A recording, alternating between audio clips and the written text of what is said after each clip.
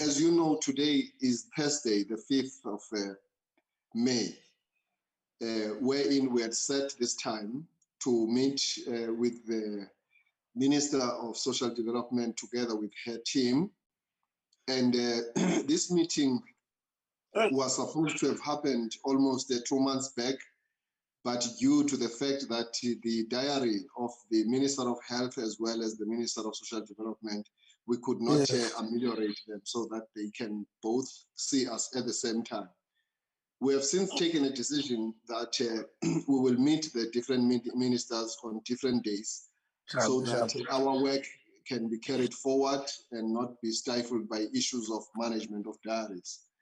And today, Minister, we wish to thank you in that context that we have set this day in order to get to hear progress that is made in respect of the speech of the President and the undertaking of the President made in the plenary of the NCOP on the 27th of August, 2020. Now, we are told that you are ready to give us heads up, and we have set only one item on the agenda just to have an appreciation of what you have done with respect to the statement of the President, which resonates with the line function of your ministry and department. Those were just my opening remarks to this meeting, to also just to declare that this meeting is now officially open, and we will consider that item on the agenda. But before we go there, I just want to check with the staff of the committee if is there any apology that we have received. Mr. Mkiza? Afternoon, honorable members. Chair, I haven't received any apologies so far. That's all, Chair. Thanks. Wonderful. Whilst you are on the platform, do we form quorum? Can you just confirm that?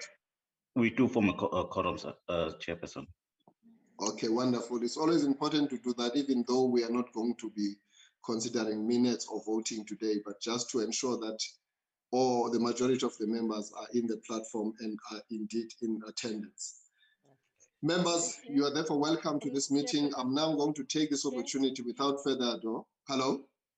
So Honorable Bartlett, I just want to apologize. Comrade Matsamai, sorry, Honorable Matsamai is still struggling to log in. Noted, Honorable Bartlett. Thank you for letting us know.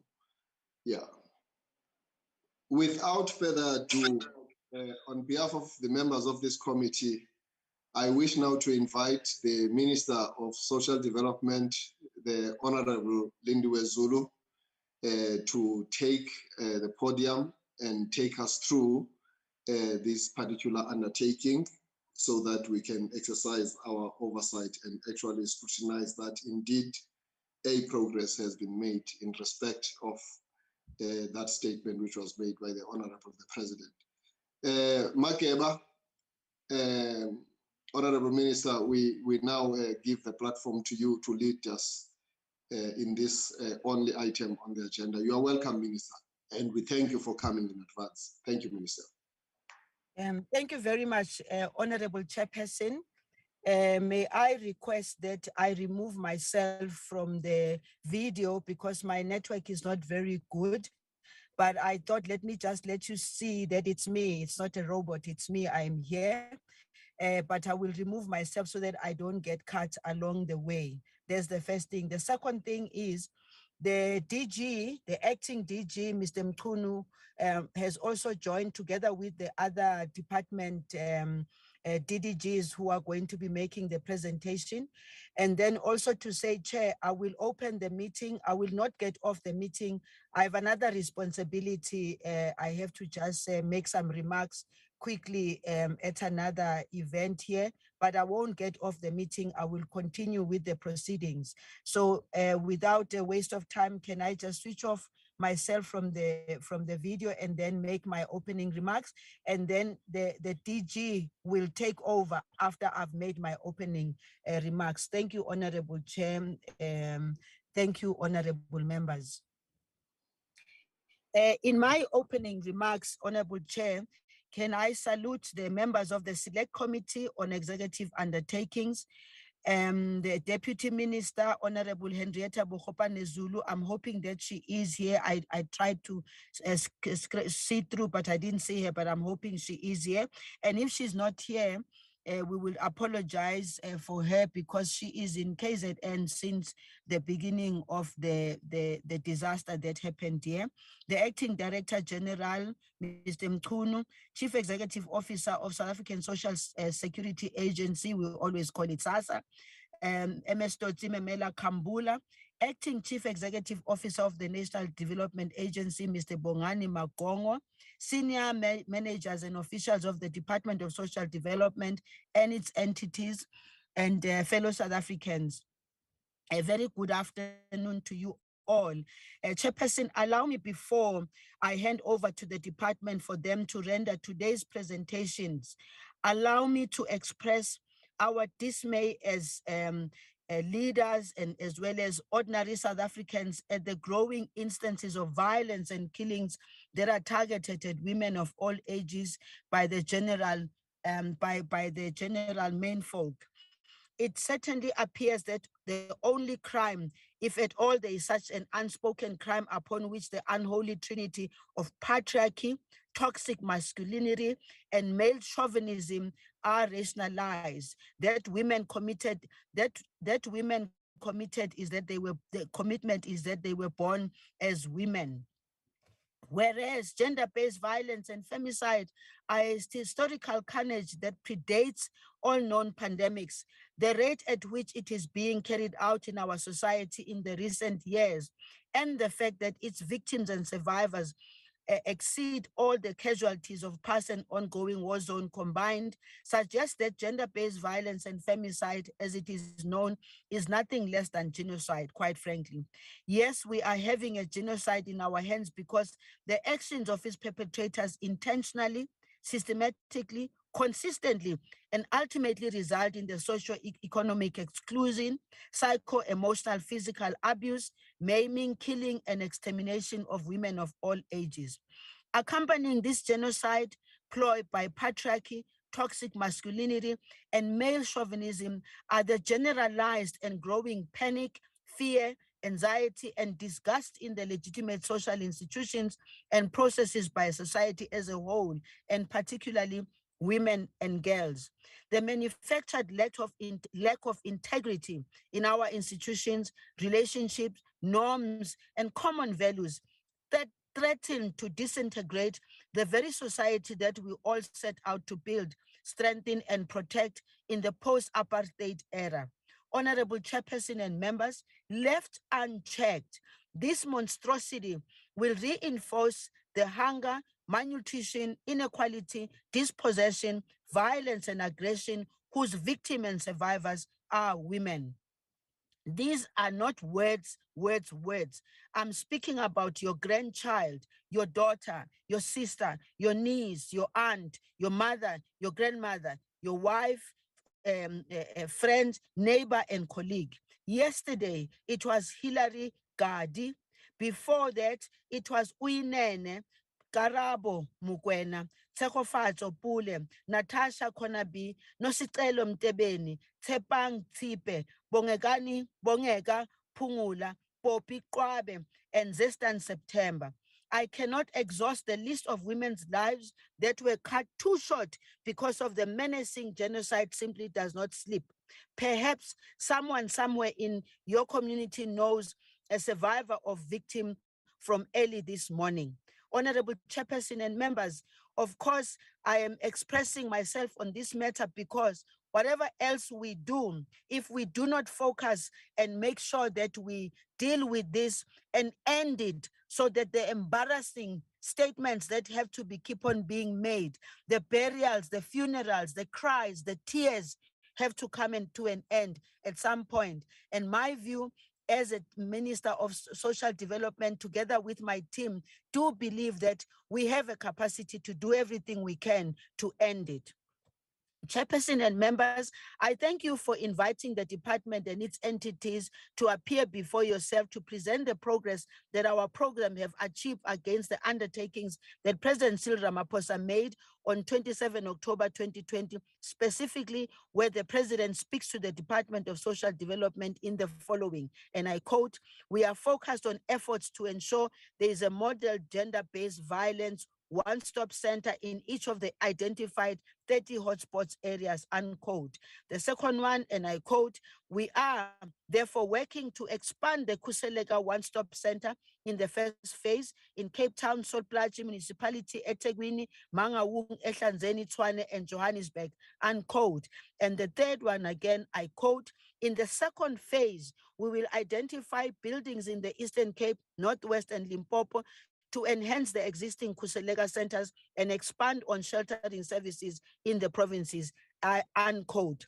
The Department of Social Development is responsible for implementation of Pillar 4 of the National Strategic Plan on Gender-Based Violence and Femicide, wherein response, care, support, and healing must be achieved. The main intervention of the pillar is to strengthen existing response, care, and support services to be victim-centered, survivor-focused, and trauma-informed to facilitate recovery and healing. Secondly, the department makes critical contributions to all pillars of the strategy, particularly Pillar 2, which is prevention and building social cohesion, and Pillar 3, justice, safety, and protection. Honorable Chairperson and members, the detail of the progress report that the department will be presenting to you momentarily will, among others, inform you about the implementation of integrated campaign together with institutions of higher education.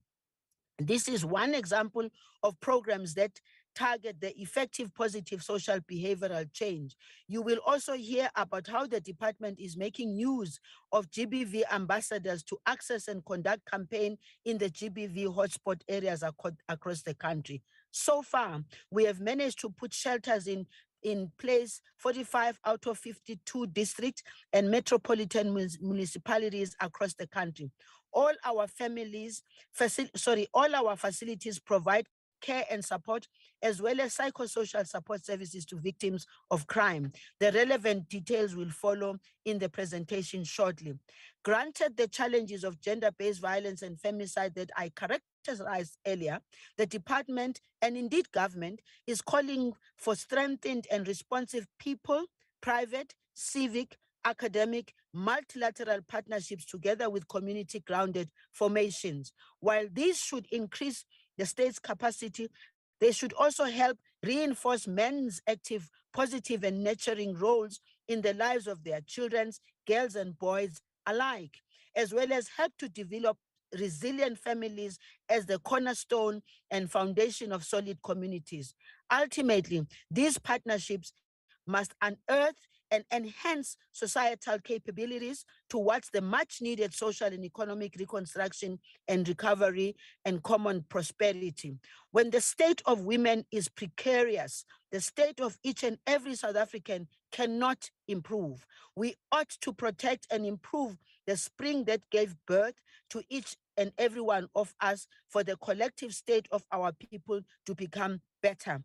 Honorable Chairperson and members, with your permission, please allow me to ask Department to present the implementation progress report against the undertaking that President Cyril on the 27th of October. And I do also want to indicate, Chairperson and honorable members, that we always look forward to the work of the Select Committee, to the work of all members of Parliament to do the oversight.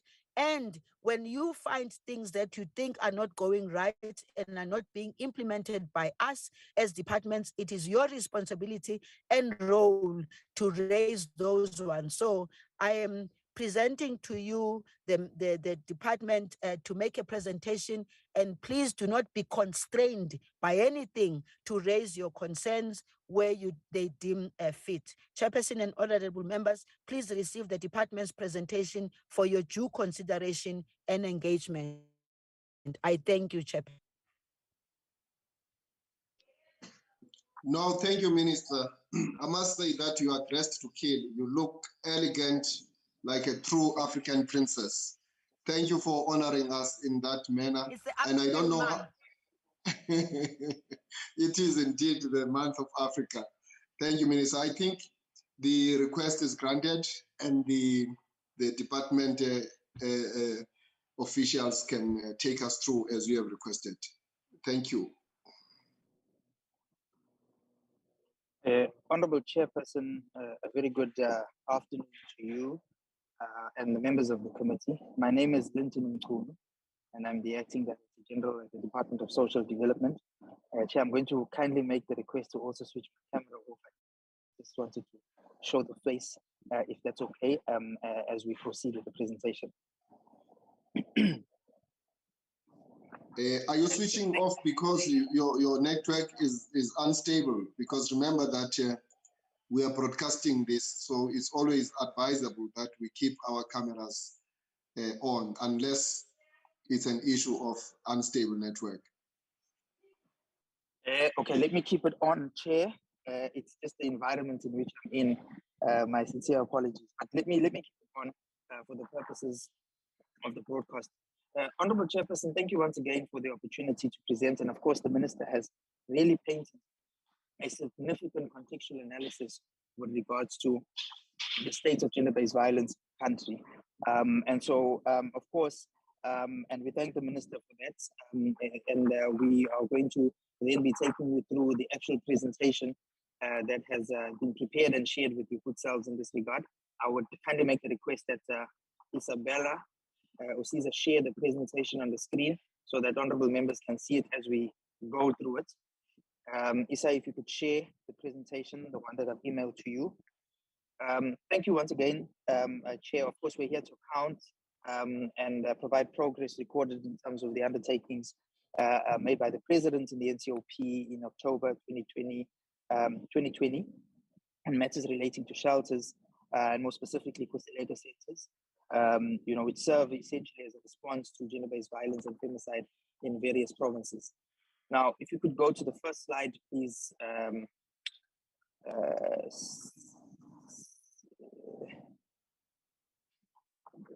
Yes, thank you very much.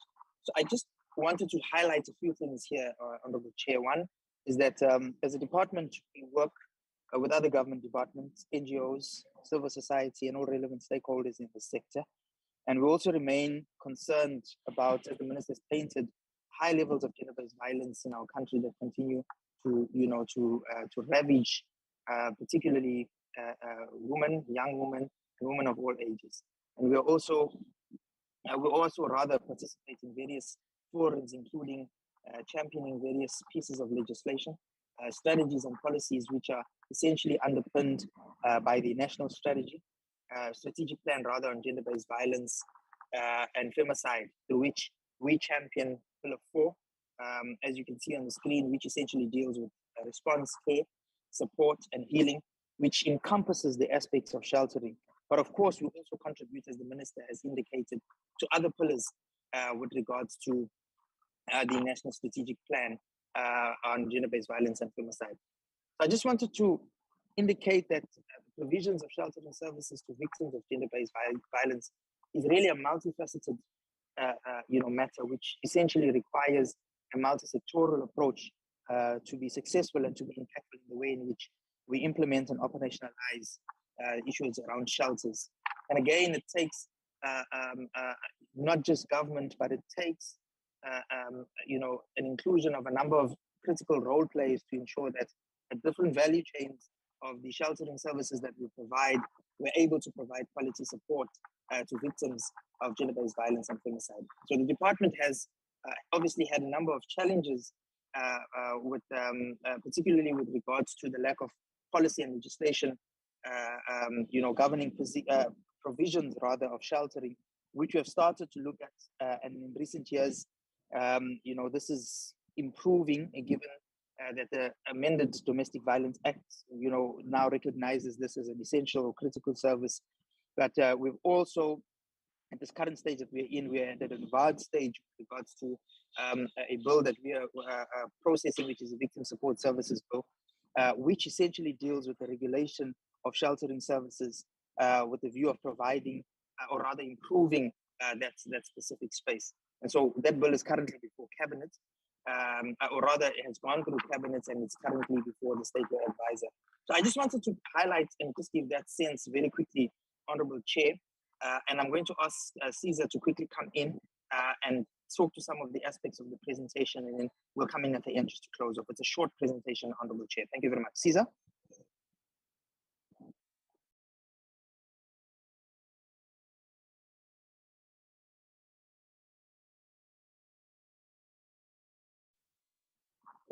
Caesar, are you able to come in?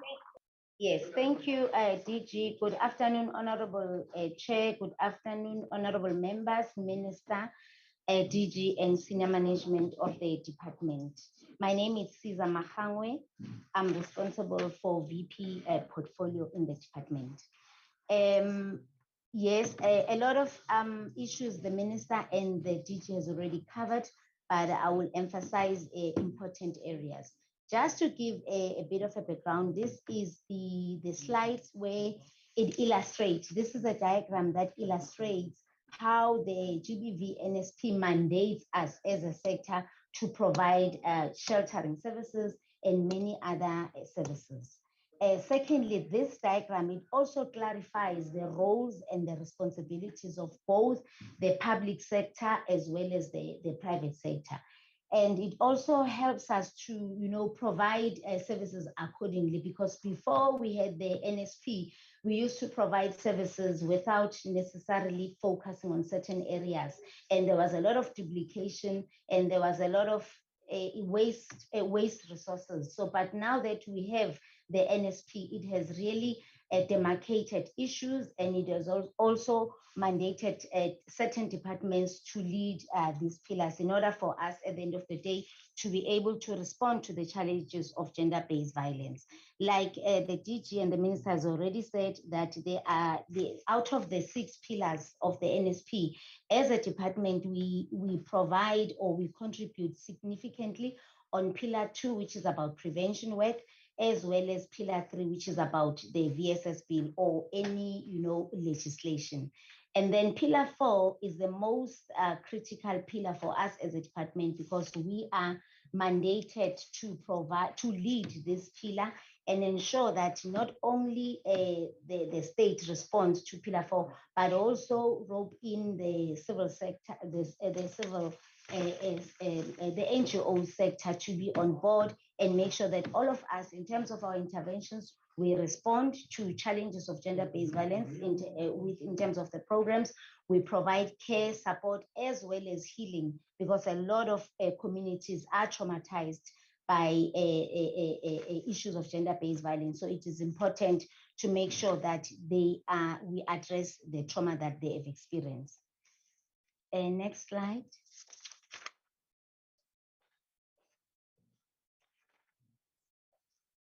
Here is to emphasize that, this one, thanks. Yeah, this one is just to emphasize that as a lead department, we are responsible for implementing pillar 4. And we are saying the main intervention of pillar 4, it's all about strengthening the existing services, because not that the services are not there, they are there, but they are not everywhere.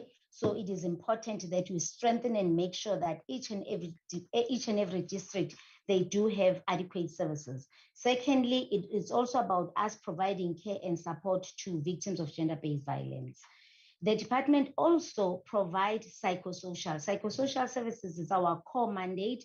We are the only department in the sector that are expected to provide psychosocial services. So we do it using various platforms. We do it in our Kuseleka one-stop centers. We provide psychosocial services in our shelters. We also provide psychosocial services in victim-friendly facilities, which are manned by SAPs. We also provide psychosocial services in our Tutuzela healthcare centers, which are managed by health. We also provide psychosocial services in white doors and grease doors facilities, which are basically in communities. So we are saying these facilities are crucial as they form part of both the response and the prevention of gender-based violence and femicide. And we are saying the lack of these facilities can be life-threatening to victims of gender-based violence, because a woman can be killed in a domestic situation whereby these facilities are not available or accessible. Therefore, the partnership between the department and the Department of Public Works and Infrastructure is crucial in response to close the gap by ensuring that shelters are established, they are available, they are accessible in all the districts. Next slide.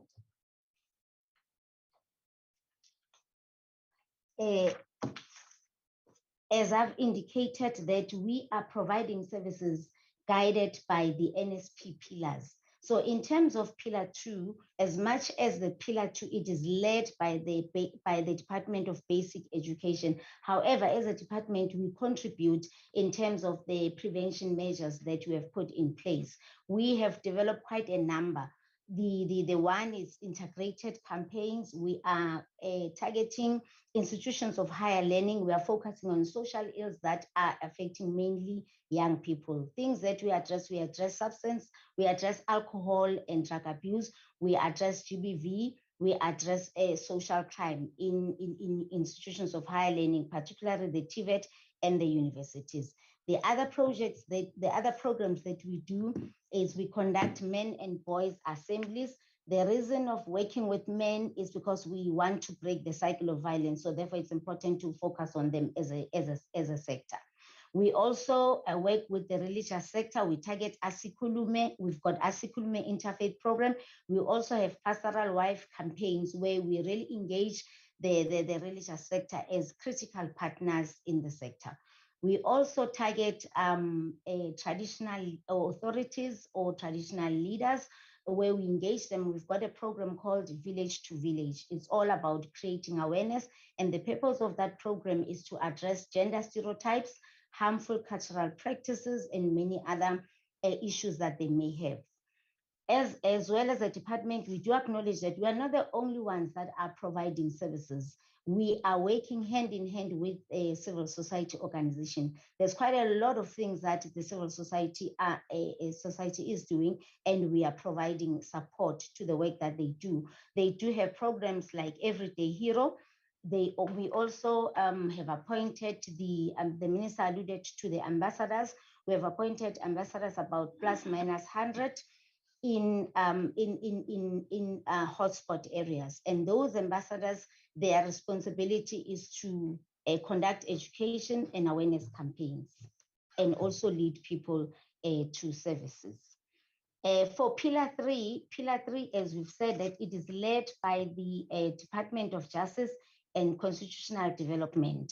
It's more around legislative reforms, because it was quite important that the legislations must be reformed. We must intervene and make sure that our legislations, they are protecting victims and they are responsive to their needs. So as a department, we are on that road.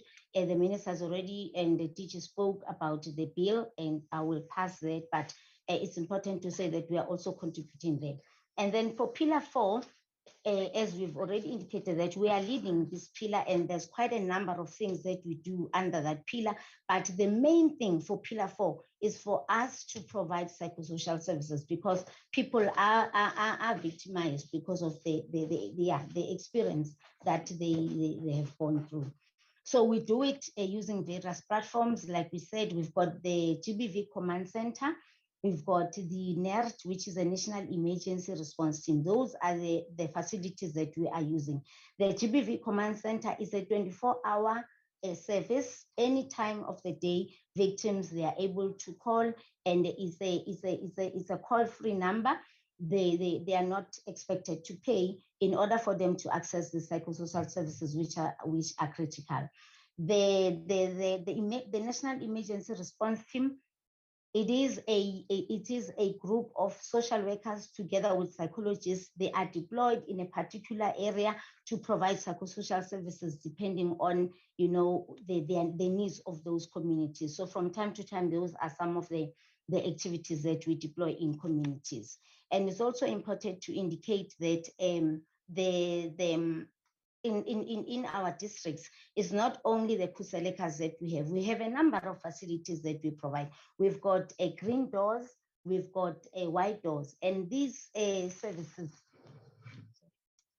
sorry.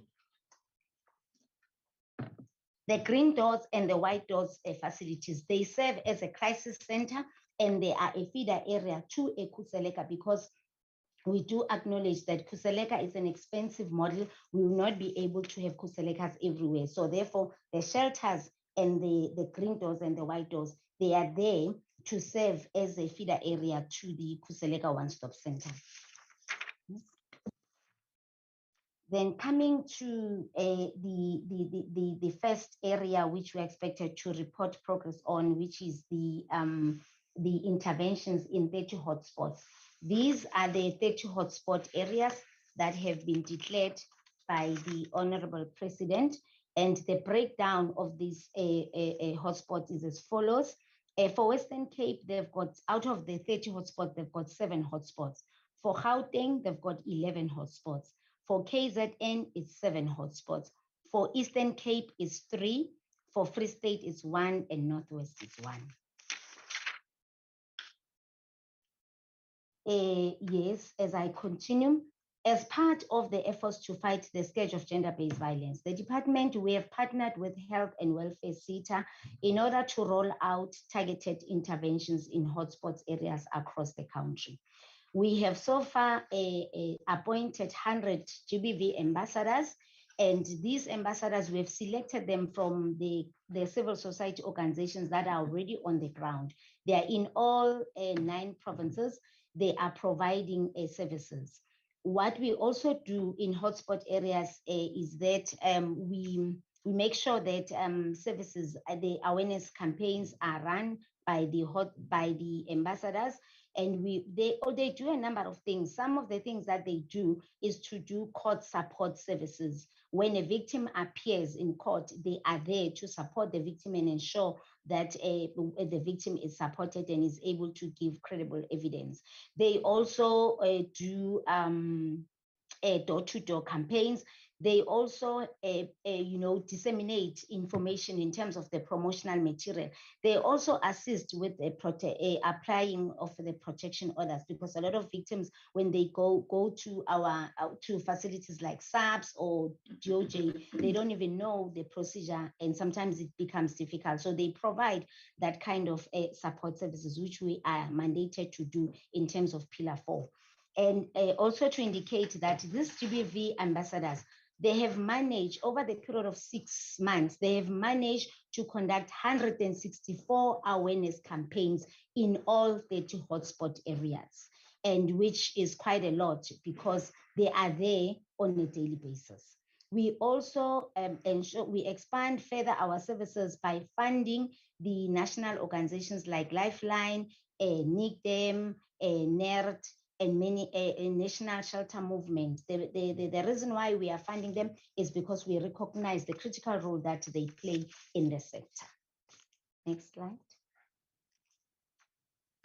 As we continue with the area of 30 hotspot, we are also saying, furthermore, the GST is implementing campaigns in institutions of higher learning. We've made sure that all our interventions, they are geared towards the 30 hotspot areas. So the institutions of higher learning campaigns is there. We are implementing in hotspot areas, and the breakdown is as follows. In Gauteng, we managed to reach out to 6 institutions of higher learning that are located in hotspot areas. In Eastern Cape, it's 4. In KZN, it's 2. And in Western Cape, it was 1. It's also important to indicate that we've got a CARA fund. It is a fund where we fund emerging organizations, as well as organizations that are in the local space, to top up their allocation. So through the CARA fund, we managed, out of 312 that were nationally approved, we managed to fund 99 that are specifically servicing the hotspot areas. The next area is, the second area is about expansion of Khuseleka one-stop centers. The Honorable President indicated to us that we need to establish Khuseleka one-stop centers in 9 provinces. And next slide.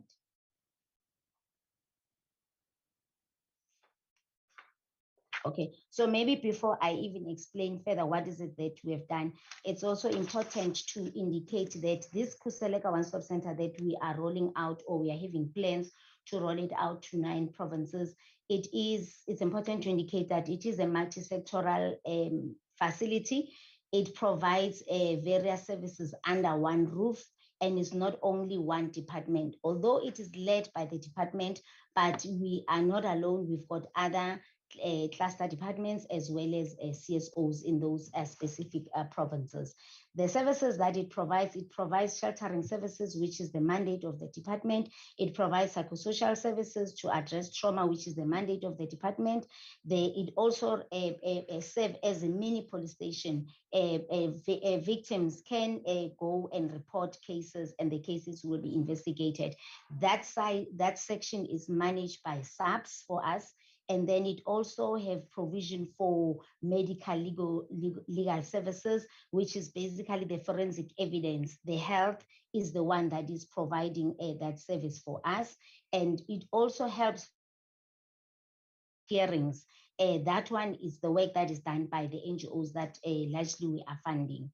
The last service it provides, it also provides skills. There's a skills development center or empowerment center to make sure that when victims or survivors leave our shelters, they have economic skills that would really enable them to secure employment or be able to be financially independent.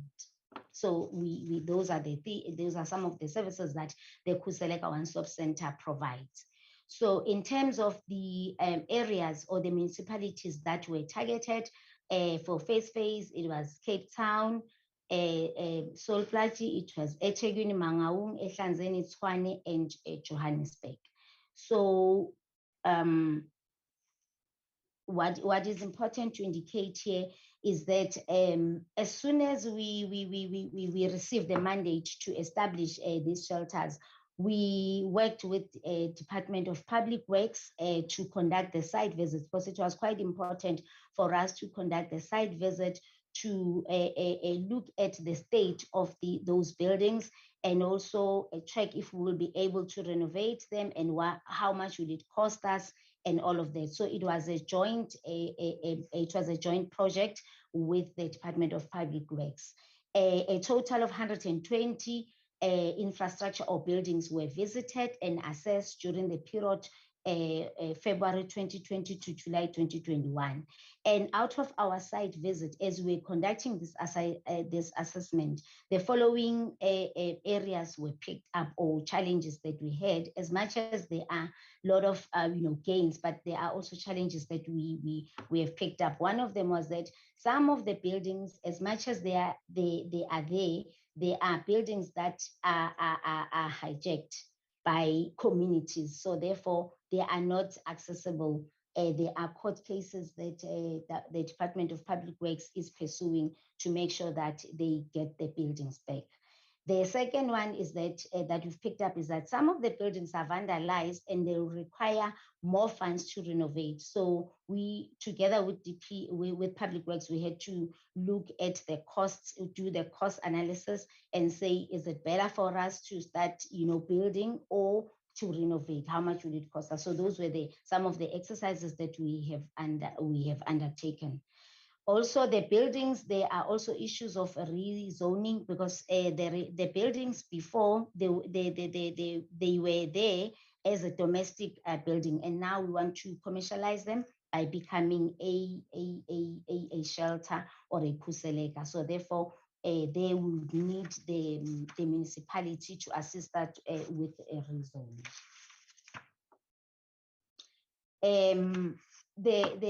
As I've said, that we have made, as much as I've alluded to the challenges, there are also there's progress that we have made in terms of establishing the Khuseleka one-stop centers. The progress is as follows. For Western Cape, as it was a targeted area, yes, Western Cape Province has managed to identify the facility in Cape Town, and they've put a plan in place to convert that Khuseleka one-stop center. And what is also good about it is that budget has been allocated. So for 2022, this current financial year until 2023 March, Western Cape shall have established the Khuseleka one-stop centers. The plans, they are in place, and they've established a task team to ensure that the Khuseleka is up and running. The second province that has made progress in this area is Gauteng. Gauteng has identified both Tshwane and Johannesburg to be the suitable for Khuseleka one-stop center. They've also managed to secure the budget, and their plans are also in place. They are also planning to establish the Khuseleka in this current financial year. And I must also indicate that a Khuseleka one-stop center is an expensive model. It's around, you have to raise plus minus 15 million to run a Khuseleka. For really, we applaud these two provinces that have managed to secure the 15 million as a startup capital.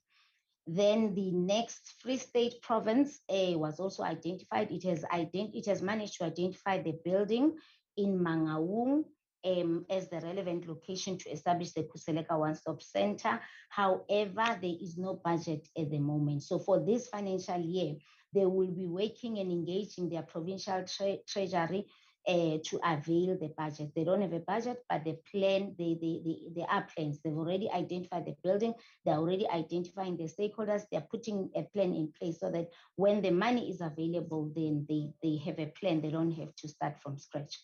The next one is the KwaZulu-Natal. They have not yet identified a suitable building. As we're doing the assessment, some of the buildings that were there were not buildings that they could, identify them as suitable buildings. So therefore, they are still, assessments are ongoing. They're still continuing to identify buildings, and they also don't have a budget at this stage.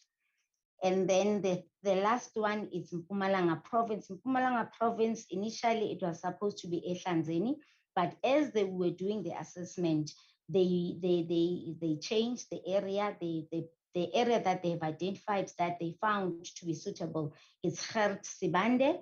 That is going to be where the Khuseleka one-stop center is going to be established. It is a suitable area. And what is also good about it is that the province has committed a budget, and they also have plans to operationalize it in 2022, 2023.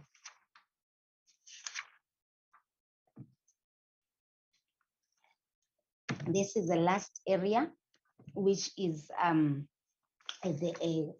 it's about the expansion, it's about enhancing the skills development within the existing Khuseleka one-stop centers. So we've got 3 Khuseleka one-stop centers at the moment that are run by government. The first one is in Northwest Vryburg. The second one is in Eastern Cape, PE. The third one is in Polokwane. So what we have done, we have engaged the sitters to assist us in terms of skills development, because all along the Khuselekas were there, but they were not so strong when it comes to skills development. We're focusing on other services that I've already alluded to, like psychosocial services, forensic services, investigations, and so on. But there was not much a focus on skills development. So now, as part of strengthening or enhancing the Skills Development Center, we have established partnership with our health and welfare sitter, and we are also with other sitters. It's not only that one. There's also the sitter that deals with IT computers, because a lot of these centers they have a computer lab or a computer program. So it was easy for us to actually rope in sitter to assist us and make sure that the courses that they are offering are accredited. And then the last one is the textile industry. A lot of women are doing sewing there, and we wanted to also make sure that we begin to formalize these programs that they are doing as Khuseleka, a one-stop center. So these are the programs that we are currently running in those facilities. And the purpose of this program is to make sure that when our women leave our shelter, they exit at the right time. They are independent and they are able to provide for themselves. And then for this year, as we are continuing with phase 2 of strengthening the Khuseleka One-Stop Center skills development area, we are looking, these are our plans. We are looking at engaging the following sectors, because based on our assessment, these are the needs of those Khuseleka One-Stop Centers. One is we are approaching the agriculture sector, the beauty therapy, hospitality, technology, and multimedia. Those are the sectors that we have already engaged. We've written letters. We are going to have meetings with them to make sure that they assist us with establishing those programs. In terms of the challenges, like the teachers already indicated, that there's quite a number of challenges in providing sheltering services, because this is an intersectoral matter. Sometimes it's not easy to do things as you have planned, because there are many dependencies. But also it's important to indicate that the department, the partnership between the department and the Department of Public Works and Infrastructure, it was faced with a number of challenges, including the financial constraints, you know, when we're looking at those buildings, because initially there were a lot of assumptions that we made as teams. We thought that the buildings are readily available. We can just immediately move and operationalize those services. But when we actually did the physical assessment, that's when we realized the work that needs to be done, the renovations and so on, which increased the budget that we were allocated. So the mitigating factor is that we are saying both departments has established a task team that consists of reps from national as well as provinces, because these establishments or facilities, they are in provinces. So we have established the task team to resolve all the challenges that we have picked up. At least there is a commitment, and there are solutions that we think we will be able to implement to remedy the situation.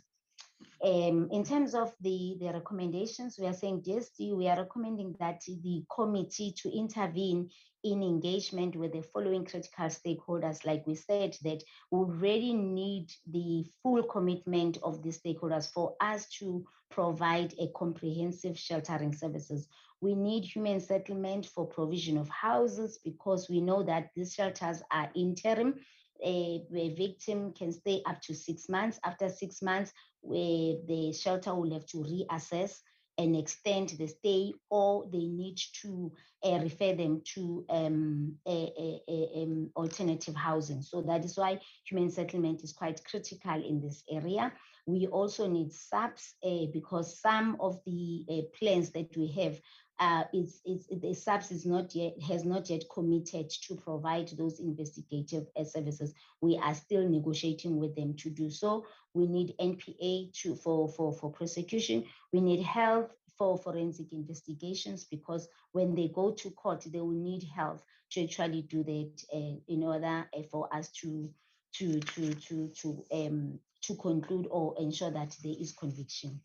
We need, those are the critical stakeholders that we need to make sure that it becomes successful. And we are also saying National Treasury, it's important for them to also be on board to look at the funds and prioritize the funds, so that at the end of the day, we are able to deliver on the President's announcements.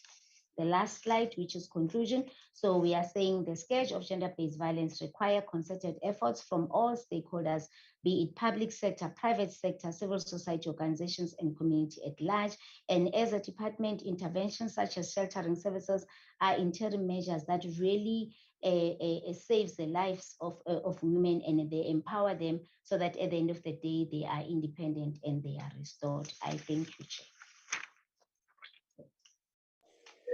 Thank you very much, Chair. That brings us to the end of our presentation, Chairperson. Thank you very much. Asibonge kakhulu bafowethu nanibodade. Thank you so much for that elaborate presentation, giving us all those details. And Let's also say thank you to the Minister for the executive summary when she just started with this presentation. Thank the DG. I'm now going to put it to the members. Maybe they would like to raise some questions of clarity and perhaps comments. Honorable members, there is the presentation by the department as a response to the undertaking made by the President of the country. Any takers? I will check in there. I've got a couple of hands. I've got a hand of the Honorable Sam Zandamela, the Honorable Enoch Mtetwa, and the Honorable Isaac Sileku, as well as Honorable Ethel Nkosi. In that order, colleagues, those are the 4 hands, and we also have a hand from the Honorable Karin Fisser. We have 5 hands in total, so please go ahead, members. In that order, Zandamela. No, thanks, Chairperson, and good day to honorable members and the department. I've just got 2 questions, Chair. The first one is in Mpumalanga, the center, if I heard correctly in the presentation, will be in Hertzibande. Initially, it was planned to go to Ehlanzeni.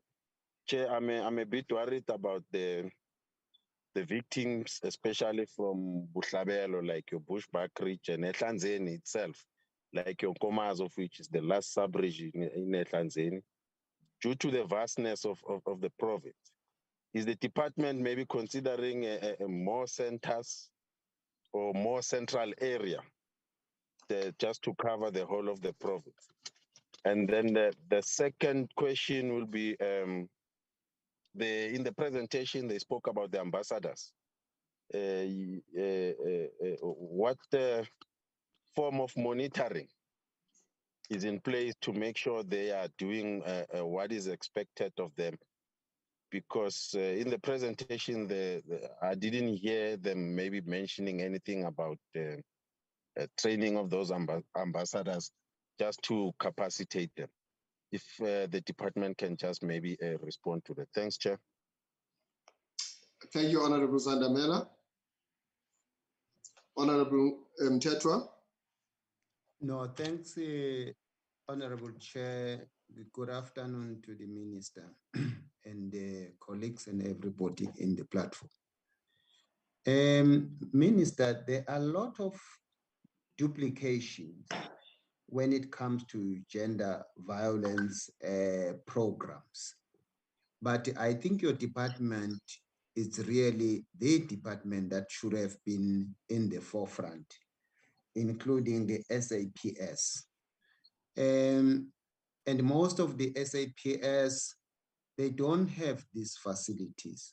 What program do you have, Minister, to ensure that there is a consolidated program approach with the other department so that we can see this program moving at a speed that is expected?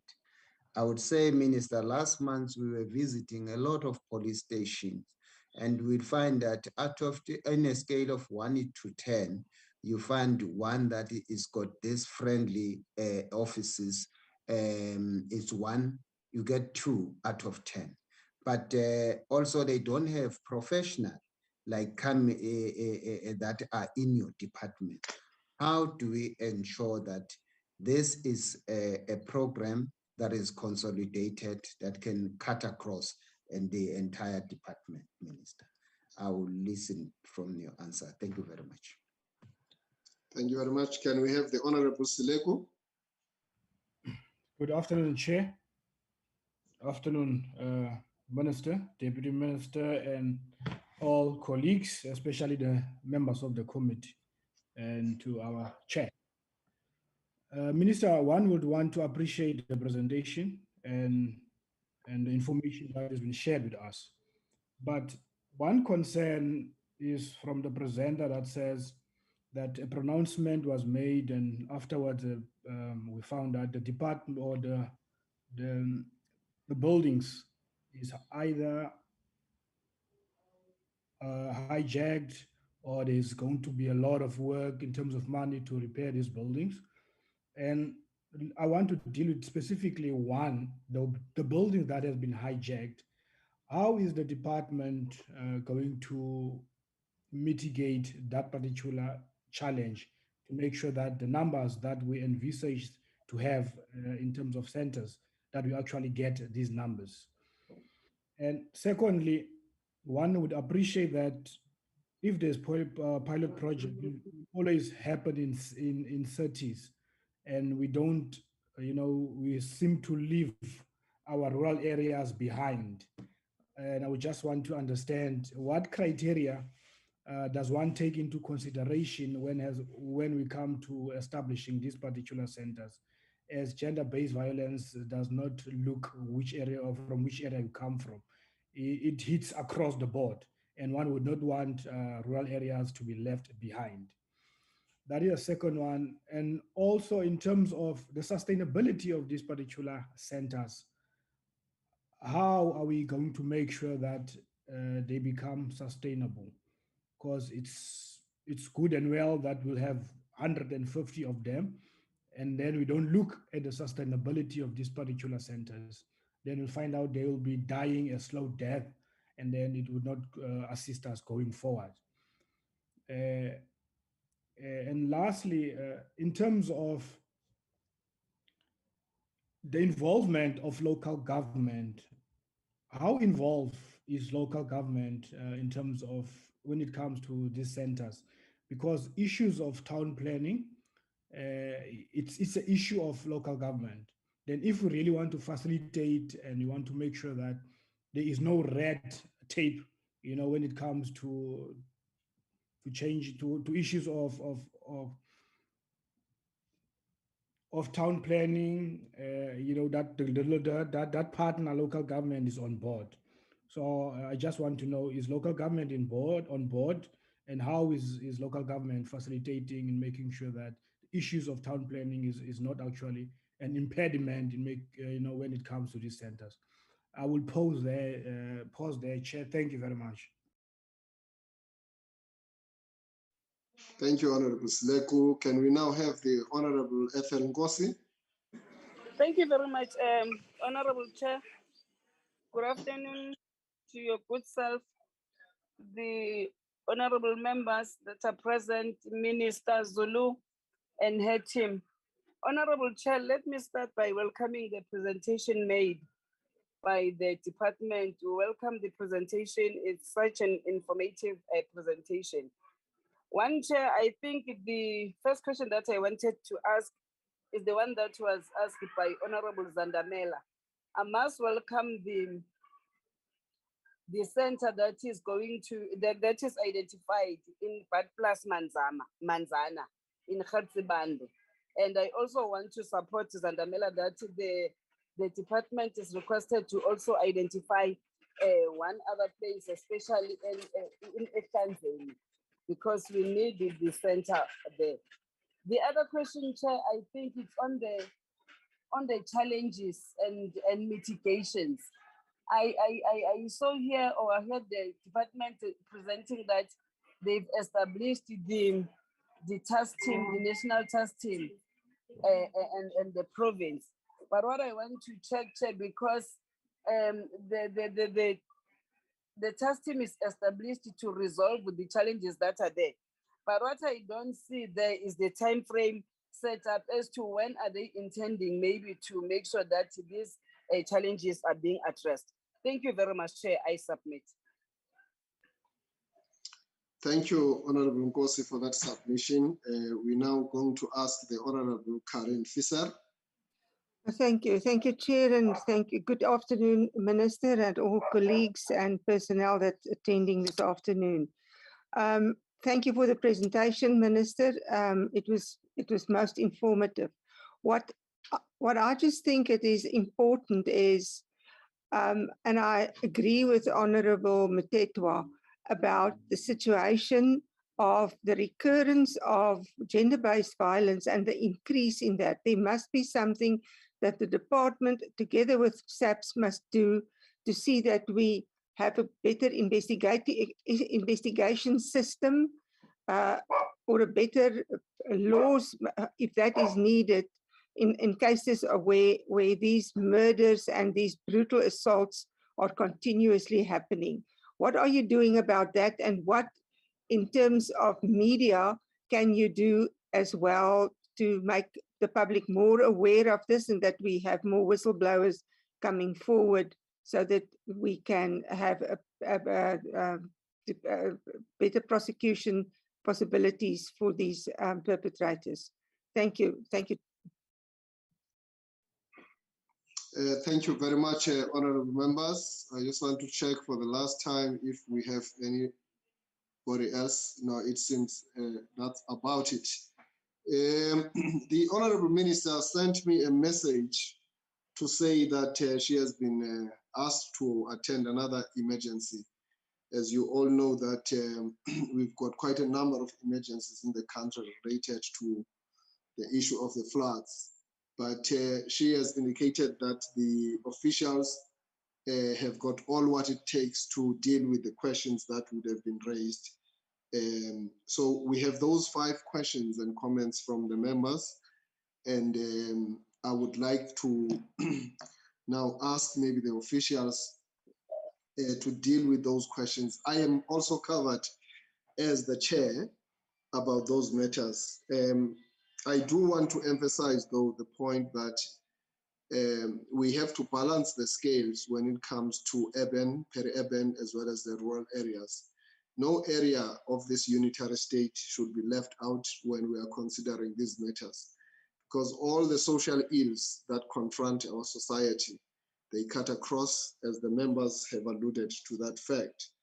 And I think it is also fair to say that much as the question has been asked about the training and the preparedness and the capacitation of those ambassadors, it would be good as well that ambassadors are not only handpicked in urban spaces. We do need to have the ambassadors even in the rural spaces and peri-urban spaces where they live amongst the people and they can carry forward the message of ensuring that on continuous basis we educate and conscientize our society about these pertinent issues that relate to GBV and femicide. It is very critical to emphasize this point. Also, the issue of vastness. If you look at all the majority of the rural provinces, all of them are vast and communities are scattered. And therefore, it is important that when we consider these shelters, we look into that question across particularly the vast provinces and not make it an issue related only to the urban centers where people live in clusters and are closer to each other. Now, DG, we want to give you now the opportunity to tackle these questions and to take us to confidence, and give us comfort to check if everything has been covered in the respect of the several questions, which are quite essential, raised by the honorable members. Over to you, sir. Thank you very much, Honorable Chair and honorable members for questions asked.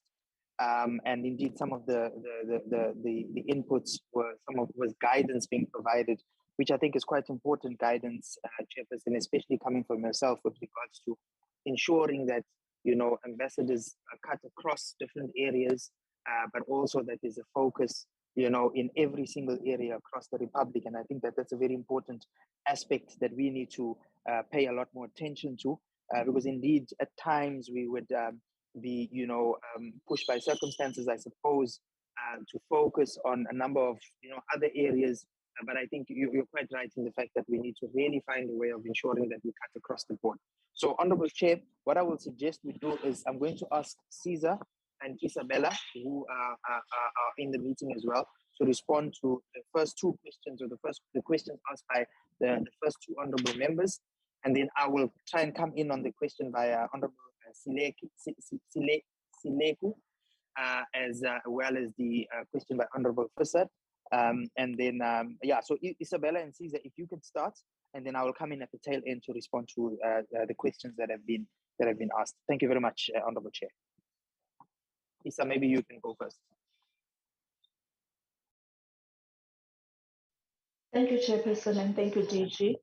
Let me take this opportunity to greet honorable members, Chairperson, Minister, and all the colleagues that are in this platform.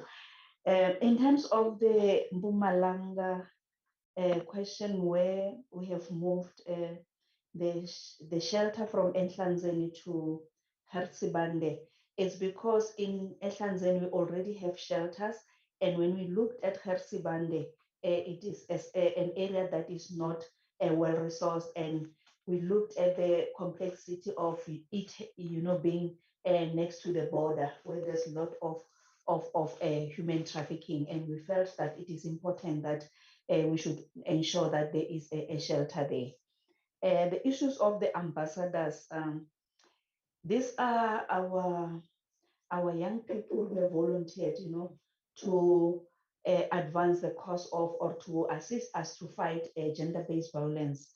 And we provided training to them when they were recruited. There's a plan that has been developed that is monitored, on a continuous basis in terms of, how they are doing. And we have, continuous meetings with them.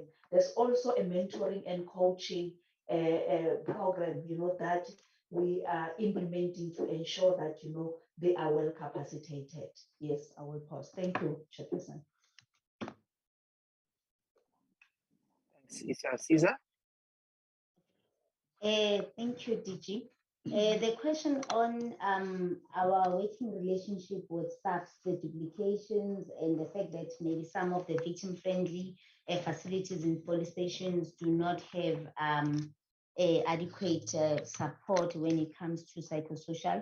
Yes, we have picked that up, and we had engagements with senior management of SAPS. We then agreed that for this new financial year, we are going to sign an MOU. We've already started drafting the MOU where we are saying what is it that we can provide, what is it that they must provide, because they've indicated to us that the establishment of the victim-friendly facilities, it is their responsibility, it's not our responsibility.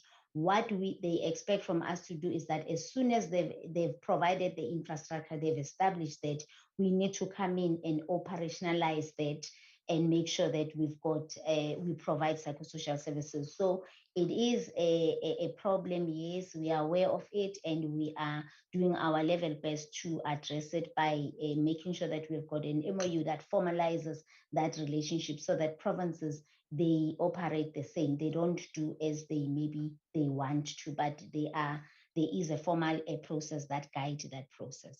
Thanks. I don't know, did you, which other one? Can you also take the question from Honorable Fisser with regards to increasing GBV and to ensure that we improve the investigation systems in terms of murders, etc. Also talk to the fact to the victim-centric aspect with regards to some of these issues as it relates to the Department of Justice and what we've been doing to that effect, please. Yes, thank you, DG, for that. Yes, as we have indicated, I think when we started the presentation, that the issue of gender-based violence is an intersectoral matter. Not one department will be able to start and end with the victim without necessarily engaging other departments to also do their part. So because of the intersectoral nature of this program, we do work together with SAPS. For instance, SAPS is clear. Their mandate, as far as victim GBV is concerned, is to do the investigations. They are the ones that must do the investigations, and then NPA, they prosecute. They make sure that there is successful prosecution. What we are doing in the justice space as a department, we now with the Sexual Offences Act that has been amended, it has strengthened our role as a department. It has given us the role where we are expected to provide victim impact report, a statement or report by social workers, meaning that when there is a victim of gender-based violence, be it rape or domestic violence, all the departments will come and give evidence, SAPS, NPA, and justice. Our department was the only one that was not called. So now we are expected to come in and assess and give the report an impact to the court to say, due to this crime, this is a level of suffering and trauma that the victim has suffered. Therefore, when the court they are considering sentences, they will also consider that report. So for us, we believe that is a breakthrough because it was never before there, but now is there, and it is supporting the work of the victims in police stations.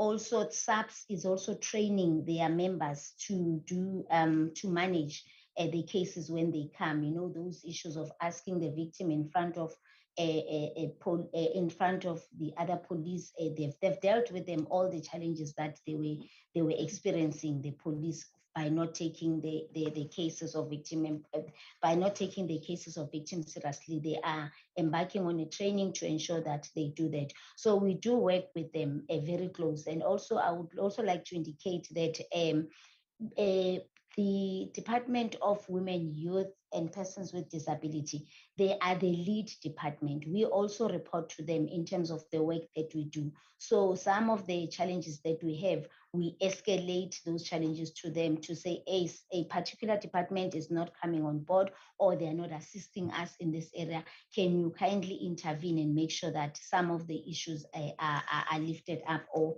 are attended to? So we are reporting to them in terms of this work that we do. I think DG, there's a question on task team timeline. Yes. You want to take it? I can come in after you've spoken to it. Okay. The new task team. Yeah. The task team has been established. The DG has approved the task team. And the timelines are on our project plan, which we can share with you.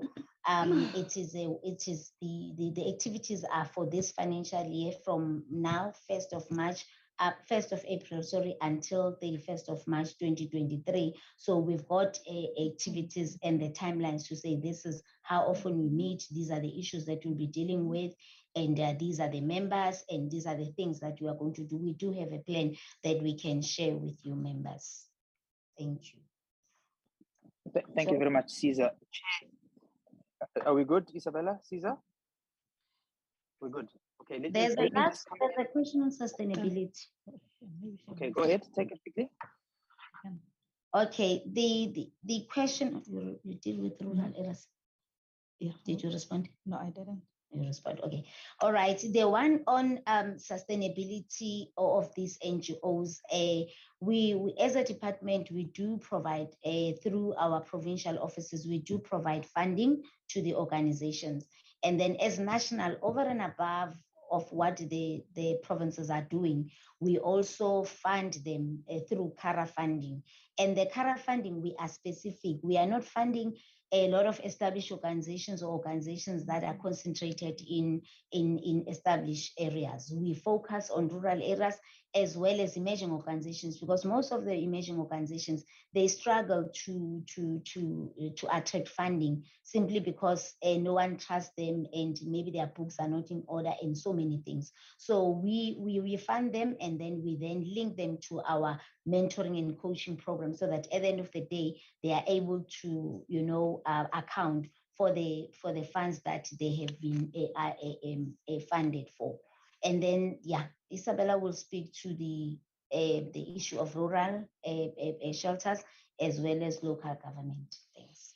Okay, thank you very much, Caesar.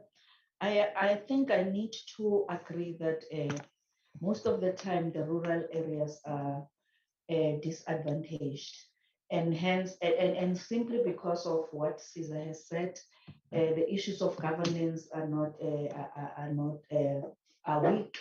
And that is why we are trying to take advantage of the CARA funding, to try and fund them and try to capacitate them.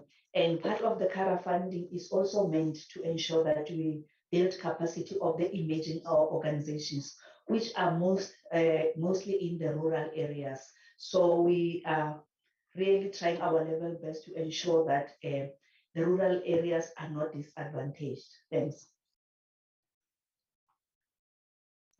Okay, thank you. Thank you very much, Isabella. Chair, if I could just come in on about four aspects very quickly. The first one is with regards to the question asked by Honorable Sileku with regards to the role and involvement of local government. I think the district development model really assisted us in ensuring that we're able to plan much better throughout the three spheres of government and in concert or together in an enhanced coordination manner. And I think what we've started doing, so what we do actively is to insist on the inclusion of issues related to gender-based violence, which includes the issues of sheltering, into the district development plans. When provinces are also doing their IDPs, we've tried to insist that they include this. When local government, rather municipalities, are doing their IDPs, we've tried to ensure that they include this aspect into their planning processes. We've conducted a study, and we're not concluded with the study, but we're still busy with it, in terms of every district in the country, to try and really understand the extent to which funding is leveled for gender-based violence programs, but also with regards to ensuring that some of these areas, especially those areas that those districts that currently don't have shelters, to ensure that this is part of the IDPs and included in the plan. So we look at both the extent to which funding is being leveled or provided, but also the extent to which programmatic activities are being provided for and prioritized rather within the context of the plans. And we've put a lot of pressure on our provinces to ensure that they work in terms of managing that. And then, of course, we engage within the context of the DDM and also with the province. We've also had very extensive discussions with the Treasury around improving or increasing funding for gender-based violence, and also within the aspect of shelters, which is really, really underfunded, to be honest, Honorable Chair. So we've also noticed that some members of the private sector are really coming on board to try and assist. We had a few meetings with one or two members of private sector who were saying, look, we're quite keen on, supporting, the establishment of shelters here and there, and I think the key thing when it comes to the establishment of shelters is that I find that, and I may be incorrect, to a large extent, and this is really just in terms of engagement with some members of society, at least some private sector, I find that there is a willingness to provide funding to start up the shelters. But the key issue is the sustainability of these shelters. Are we able to make sure that these shelters can last, for a long time, and so on and so forth, and ensure that they are run professionally and in an effective manner, that there is the people who are in the shelters, the victims who are in the shelters, are able to get the quality support that they require. So there's that aspect that we need to obviously start paying more attention to in terms of the sustainability of the shelters. I also think that I think Caesar spoke to the task team aspect. Particularly, this is a new task team, and the reason why we started this task team is that when we had an analysis with all provinces, we realized that there's very slow movement when it comes to this issue of shelters, and we wanted to make sure, and we pledged to the ministers and the MECs that we were going to heighten the establishment of shelters, particularly in those areas that don't yet have, but also improve the existing shelters to be able to be much more, effective. Really be able to provide adequate support that is required by victims. I think just on the issue by Honorable Visser with regards to how we're increasing awareness, whether within the media and so on and so forth. I think the critical thing, please apologies for the noise,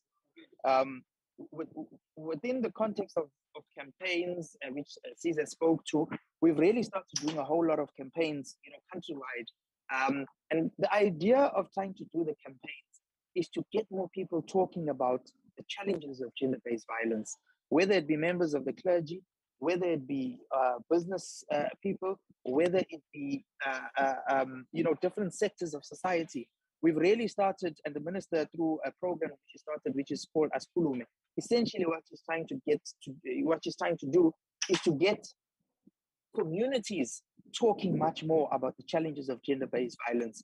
And the minister has given us very clear directive in terms of ensuring that we do this house to house, street to street, and community to community. So, we've tasked provinces and working very well with provinces in this regard to ensure that within the context of, districts, we have these very robust conversations and discussions around, and dialogue rather, around the issues of gender-based violence. And I think that in itself, begins to bring a sense of awareness when people are starting to talk about it. Young people are starting to talk about it. It's in the schools in terms of some of the programs that we're doing in the universities and so on and so forth, even with traditional leaders, men championing change programs that we have and so on and so forth, really to try and bring this element to the fore. Just lastly, Chair, we are also, we have what we call the integrated justice system, where essentially we're trying to ensure that we map out and align and link data that relates to perpetrators.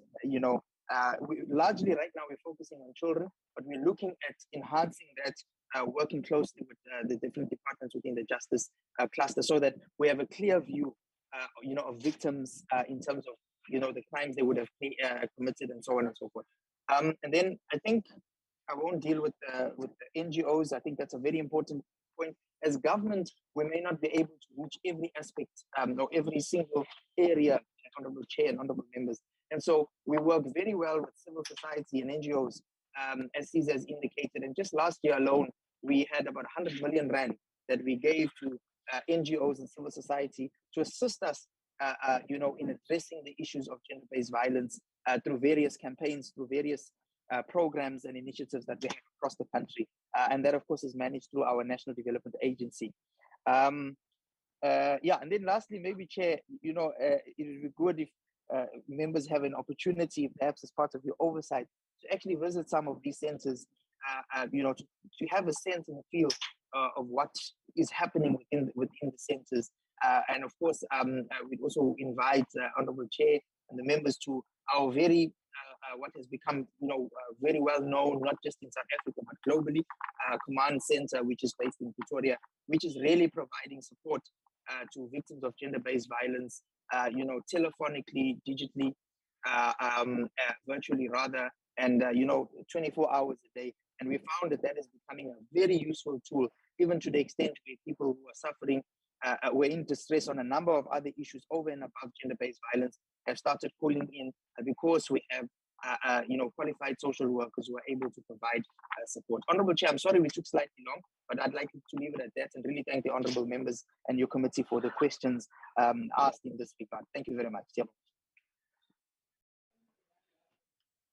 No, thank you very much, DG, as well as the other officials that are accompanying you, together with the minister, for those responses.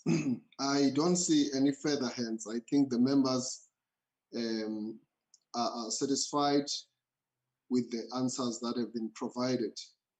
But as we conclude perhaps this discussion, DG, one thing that I have observed is that there are achievements with regards to this undertaking.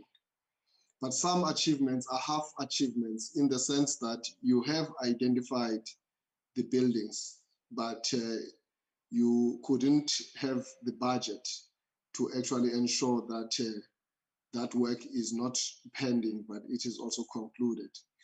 I would plead that from a best point of planning is that as you move forward with this current financial year, you can conclude those identified buildings by ensuring that when you plan for the new financial year, they are also concluded, because we need more than what has been mentioned here. It would have been nice that from 2020 to date, if there has been some building that have been identified in the past 2 financial years, that should have been done concurrently with the issue of budgeting, so that as you secure them, there is not another something that hangs in the balance.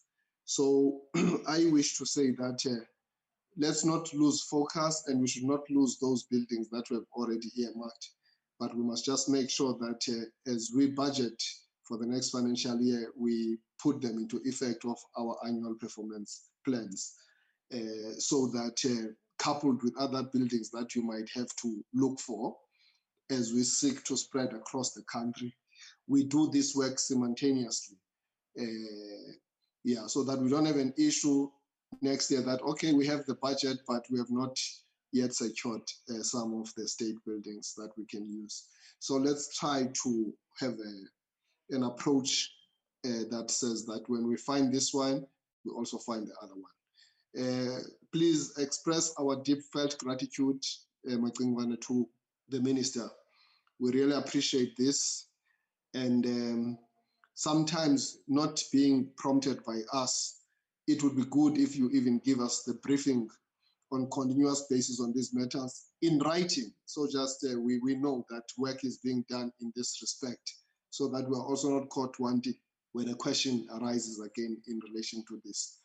So we thank you for the elaborate answer. And on behalf of this committee, we wish you speed in terms of how you respond to other areas of your work. We know that your department is overstretched with the floods as well. It's becoming another area of work that you need to focus on. But we are quite happy with what you have given us for today. And you will express that appreciation as well to the minister and the deputy minister. Honorable members, that's the only item we had today. I wish to thank you for attending this meeting. We really appreciate. We know that it's your work. Sometimes people say that you can't thank a fish for swimming, but we are Africans. We have to say, be that as it may, we express our appreciation for your commitment to the cause of ensuring that our people, at the end of the day, they get the delivery in the form of the services they expect. That being said, I think this meeting now stands adjourned. Thank you very much. Thank you very much, Honorable Chair. Thank you. Thank you. Thank you, Chair. Well done, Chair.